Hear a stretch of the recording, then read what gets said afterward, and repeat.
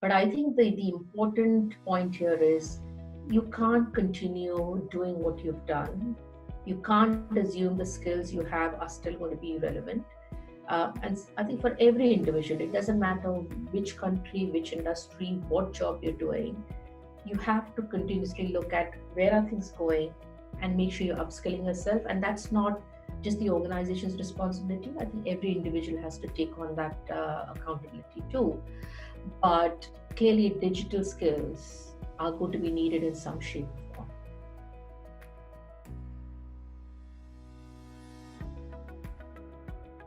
Welcome to another episode of the peopleHum interview series. I'm your host Sumita Mariam, and let's begin with a quick introduction of peopleHum. peopleHum is an end-to-end one-view integrated human capital management automation platform, the winner of the 2019 Global Cody Award for HCM, that is specifically built for crafted employee experiences and the future of work. We run the peopleHum blog and video channel, which receives upwards of 200,000 visitors a year, and publish around 2 interviews with well-known names globally every month. And now for our guest, Devyani Vaishampayan is the managing partner at the HR Tech Partnership. She's a future of work digital innovation specialist, non-executive director, and investment fund manager. Previously an international and multi-sector group HRD, she's experienced in effectively leading large, diverse, and multi-billion complex organizations through transformational change. We are extremely happy and honored to have her on our interview series today. Welcome, Devyani. We're so happy to have you. Thank you so much, Sumita. It's our pleasure. So Devyani, the first question I have for you, can you tell us a little bit about your journey? What are the main challenges that you faced along the way? So, if you mean my journey, I think I would really say it's two parts. One is my career, which was around 30 years in large corporates. And then my second innings, as I call it now, when I've started on my own entrepreneurial venture, which includes an investment fund. So, if I look at my career, I think on one hand, I've been extremely lucky because I started off in India about more than 30 years ago in HR, and yet was very lucky to work for some great organizations such as Citibank, AT&T, which then gave me opportunities to move overseas. And so I have been living in the UK for the last 25 years. But during this time, also managed to live in China, live in Singapore, live in the US.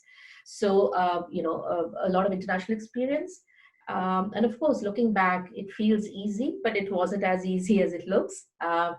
Clearly, now the openness to having people from different countries, different cultures in senior roles in the UK is much more. Being a woman at that time also didn't make it as easy. So it's been hard work. It's required, I think, a lot of focus and determination. But I was also very lucky to firstly have a very supportive husband, a supportive family, which, as you know, is important. If you're working 14 hours, 15 hours a day, if you're uprooting your family and taking them all over the world for your career. But I've also worked with some great leaders. So consider myself very fortunate, but I've also learned a lot along the way. And now what I do, as I said, I set up the HR Tech Partnership 3 years ago. And it does two things. We manage an angel investment fund, which invests in AI-based HR tech startups or people startups. And we also run a human capital digital innovation hub. Now, that's a program to help corporates pilot and experiment with an AI-based people solution and employee solution. And both those are very unique ventures because the fund, all my investors are senior HR directors. Um, and again, that's not been particularly easy because I think when you're very successful doing senior level roles, to start from the bottom again takes a certain, I think, a kind of almost stubbornness, because without that, it's very easy to think, gosh, I used to earn such a big salary and life was good. And, I had a large team, a PA, whereas here you're trying to do everything yourself. Well, I do have a team, but you still have to be very hands-on compared to what you were earlier. But I think it's been great fun because what I'm doing is so unique. But I can also because of my experience as a senior HR practitioner, I think the kind of value I can add to the decisions we make is very different. Yeah, that's wonderful. I mean, you had an incredible journey with, all the moving around, and it takes a lot of strength to do something like you're doing. So that's wonderful. And moving on, while evaluating an investment in digital and HR tech startups, what aspects do you look for and believe are like non-negotiable? So I think firstly, what helps is we have a very clear focus. Our fund is not about it's not, I mean, I'm not saying, but it's not just about technology. It's not just about startups. It's not just about So we are very clear. We are in the employer people domain space. Uh, our focus is very much startups who are closer to Series A. So again, that's a particular stage of growth that they are at. So it's not someone with just a new idea or with just an MPV that's been developed. We do need, because our solution is for big corporates, and big corporates do need a little more level of maturity. Um, but also equally, I think we put an emphasis on on a solution that's addressing a real life problem. And I thought that's a little bit generic, but because, as I said, my team and I are very experienced practitioners. My investors are all senior HR directors. I think we have a good sense of, you know, is this product or solution addressing a real need, but also what is the adoption going to be like? Because it could be a great product, but if the adoption is if it's so high tech that adoption will take another 20 years, then from an investment perspective, it probably doesn't make sense. So that's the third lens we apply. And then the fourth very important lens is, of course, the founder team. I mean, that's really, you may have a great idea, but it finally depends on the team. And apart from all the things you would look for in good entrepreneurs, I think a couple of things that we particularly look for is we do want people who've had some experience of large corporates. It could be as an employee, it could be as a supplier, it could be as a contractor. But I think it's important to understand, because large corporates operate quite differently, decision making can be very different. You have to figure out all that. And if you don't know that, developing a solution may be good, but selling it is going to be a challenge. So yeah, and as I said, from a tech perspective, we have clearly stated our focus is AI and digital. So we're not looking for service. We don't want to invest in service businesses, pure service businesses, not even just in regular SaaS cloud based. We are specifically looking at AI and machine learning. Yeah. Yeah. So, do you believe that automation and digital have a very significant role to play in HR tech? I mean, what areas would be an ideal fit for these technologies? So firstly, I think your first question, I think it's going to be huge. I mean, I wouldn't bet my career on that, isn't it? Because it would have been very comfortable for me to continue in senior corporate roles. But the fact that I've chucked all that up to focus on what I'm doing is because I do think it's going to have cause a lot of change, create a big impact, um, but also I guess the recent COVID crisis is showing that the speed of change is also now accelerating in a very significant way. So yes, I think AI and digital is definitely the future, and not the far future. It's now actually it's the current now. It's not even the future. Within the people space, and again, remember that that's my focus. Um, we believe, and I'm actually, because of the innovation hub, I'm continuously seeing, because I have a lot of startups approaching me all the time, either for investment or for participation in the hub. And so I think the one thing I can say very confidently is I'm much closer to the innovation that's happening in this space than a lot of other people. And I'm seeing innovation actually in every aspect of the employee life cycle.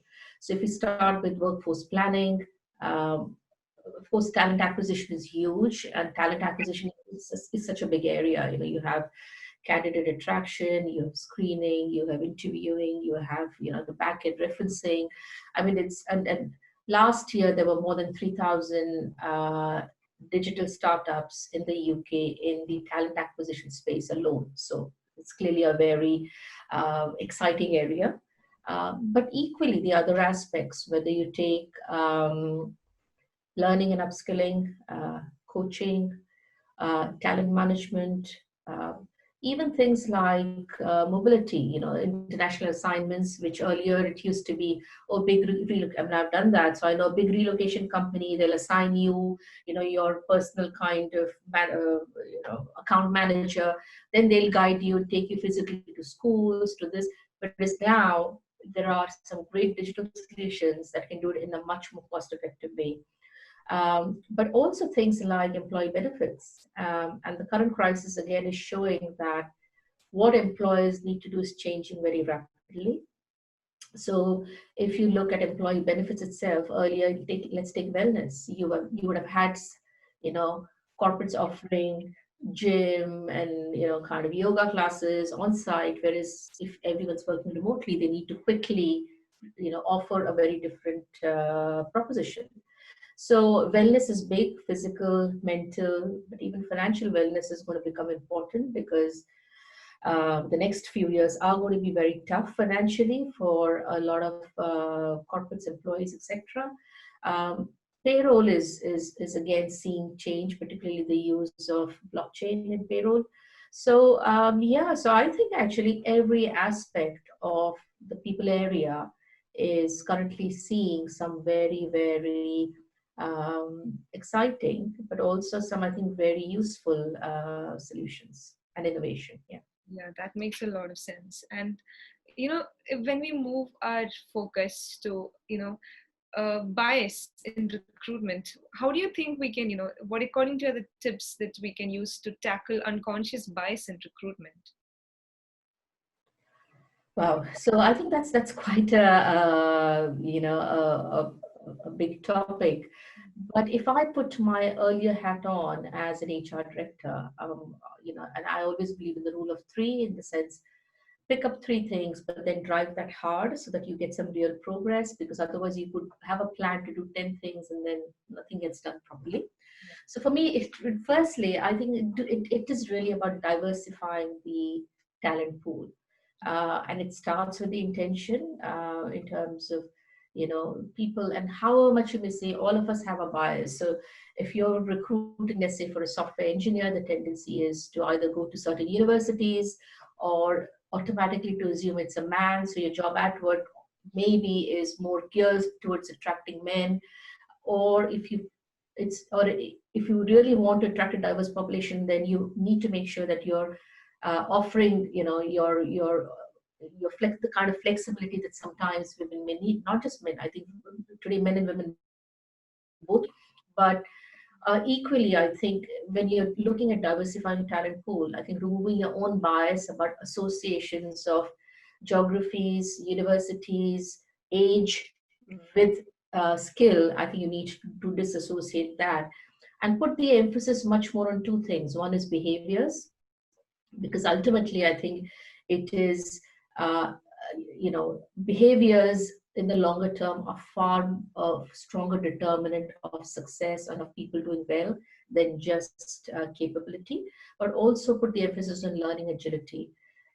Given how fast things are changing, in their own lifetime, people will have to upskill, reskill, change careers, and reinvent themselves several times. And the same job itself could need an entirely different skill set. So put the emphasis on behavior agility. But to come back to your question, I think again, there are 2 points in the recruitment process where currently I think AI and digital can play a big role in removing unconscious bias. And the first is in the screening process. And we all know that as human beings, especially if you've got to go through a lot of CVs, there isn't the time, but there's also bound to be bias. And one of our investing companies, for example, Recruitment Smart, does a great job of helping, particularly where there's volume, helping employers really look at skills and behaviors and removing the bias in there. Uh, and I think the second aspect where bias often enters is assessment, whether it is interviews, whether it is even just psychometrics. You may do a psychometric test, but how do you interpret it? How do you use that in a decision making? So the more I think you can rely on stronger screening and assessment tools, I think the less unconscious bias you will have. Do you think the very first steps of screening, and that is where the bulk activities that is to be done by technology in place of humans? Yeah. So I think firstly screening because of the bulk thing, but also because, as I mentioned earlier, I think the reach. Yeah. It does help you dip into and access talent pools that you may not normally look for. And then the second area is assessment. Yeah, that makes a lot of sense. Yeah. So as we move on to another part of it, okay, so employee engagement. So right now we are in this crisis, and we have suddenly moved to this remote working scenario, and it's getting really difficult to see if your employees are engaged, are they working properly. So how do you think we can track employee engagement? So, firstly, do have to say, I think even in the first instance nowadays, the role of a manager or a team leader has been getting quite challenging because there's so much expected. Often there's not enough resource or help available. There's everybody's under time and deadline pressures, but also you have issues of uh, generational mindsets, differences in thinking, which I think are changing very rapidly. So I do think in the first instance, a manager's job has been getting quite difficult. But right now, given the crisis and the remote working, it is truly becoming even more difficult. And I think, and yet I think um, employee engagement is a big part of a manager's job. And I go back again to AI and digital. I think it can make a big difference. Um, so again, how do these tools help? I don't think the whole idea is to actually say, okay, now we want to measure employee engagement. Let's go down and that used to be the earlier approach. You first did a survey and it was online, and now it could be different, but it still means you're going out to ask people. Whereas I think now the emphasis is there is a lot of data available. How can you pick up insights from there, and how can it proactively alert you to issues so that as a manager you can step in a timely manner? And for me, the optimum way is not to use a specific employee engagement tool, but to use tools that do other things. So, for example, again, one of our investing companies, Motivine. So it helps a line manager do three things. On a weekly basis, I think it's a very typical scenario. With your team members, you've set deliverables, you have a team meeting one-on-one once a week to just go through what's happening. But the tool helps, both sides, track, communicate, etc. But why that, it also then helps the manager and the employee highlight development, and you can then on an ongoing basis keep track of that. But the third thing it does is it gives the manager an idea of the engagement levels within the team. Now, the manager is not going out to specifically ask about engagement, but the tool itself then through the data and insights can help you do that. Or, for example, you have organization network analysis tools. Now, what they do is all the available information, communication that is happening between employees, whether it's through email, whether it's through chat, whether it's through any collaboration tools, it's able to actually go through it, find out patterns, and then figure out areas where probably there are certain issues or stress levels. It can, based on what you want to look at, and therefore it can measure engagement, but not but it's more on a real-time, ongoing basis. So I think really that's the way employee engagement needs to go, rather than a big rollout once a year to figure out how your employees are doing. Yeah, that's wonderful. I mean, that's a really fresh perspective to it. That's amazing. So, and also, talking about performance feedback. So, do you believe our current performance management practices should change? And if you think so, how should we change it? So I would continue the same theme to say, I think, just as we are saying, engagement has to be ongoing. I think performance management really has to be an ongoing thing. And again, if you look at it, I think traditionally it's been once a year, or in some organizations twice a year process, but it is a process. And so the whole emphasis is on it, on the process rather than what is it meant to do. And because it is, firstly, it relies on historic data. So there will be something that happened 6 months earlier, by which time both have either forgotten, but there's too much emphasis on the historic data. Uh, but more importantly, I think the real objective is to help the employee get feedback and improve, and it doesn't really help you do that. So, and now, given again we are into remote working, there have to be smarter ways. So I go back again to my, earlier theme about saying there has to be a greater reliance on digital solutions, which help both a manager and employer and employee, or manager and employee, do this in a real time, regular manner. So the emphasis is not, it's more on helping the employee correct things and move forward. But equally, if they're doing something well, it gives them instant feedback on what they should be doing more of. Yeah, that's right. So, just to kind of wrap up the interview process, if you have any last sound bites that you would like to leave our audience. It's a bit of an understatement now to say that change is happening and will continue to happen in a very rapid, dramatic way. Um, and even before the pandemic, uh, algorithms and machines would have made a big impact on jobs. So people probably may not have realized it because things were still happening. But Pricewaterhouse had done a survey about 6 months ago, and they had estimated in many countries. So it was across 29 countries. So I won't go through it country by country, but in many countries, in another 10 to 15 years' time, 50% of the jobs would have disappeared. Um, there's another study done by the World Economic Forum that says the impact of digital was at that even 6 months ago that uh, 133 million new jobs would have been created, but 75 million would have been lost. So there would still be a net gain of 58 million jobs. Now, I think what these two statistics show that there's no doubt that traditional jobs will disappear, yeah, and they are going to get automated. But it's equally true that there's going to be a whole lot of new jobs created, which are going to need a different skill set. So, I mean, if you look at social media marketing today, I think 15, 20 years ago, it did hardly existed.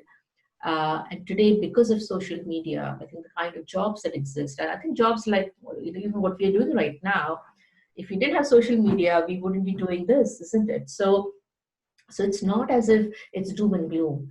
But I think the important point here is you can't continue doing what you've done. You can't assume the skills you have are still going to be relevant.